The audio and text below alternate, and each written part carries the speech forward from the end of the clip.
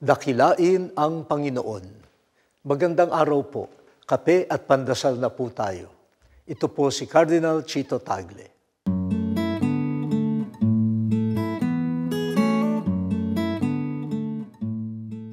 Bisperas po ng Pasko ng pagsilang ng Panginoong Hesus.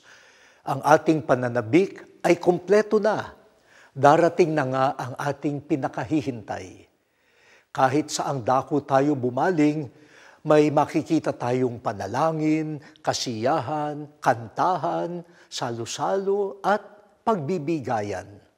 Tuwing sasapit ang Pasko, bukas ang kalooban natin na ipadama, lalo na sa mga may sakit, mga naghihirap at mga nagdurusa na hindi sila nakakalimutan.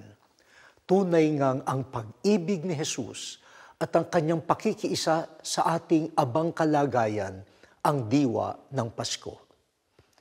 Samantalang ginagampanan natin ang panalangin, kasiyahan at kawanggawa, huwag nating kalimutang dakilain ang Diyos.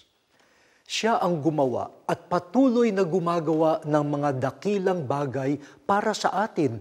Tayo na hindi karapat-dapat dalawin, mahalin at iligtas ng Diyos. Nariyan ang kadakilaan ng Diyos. Ang mahalin tayong lahat kahit yaong ayaw kumilala sa Kanya. Ang sanggol sa sabsaban ang larawan ng Diyos na pinakadakila sa lahat dahil Siya ay nagpakadukha para sa lahat.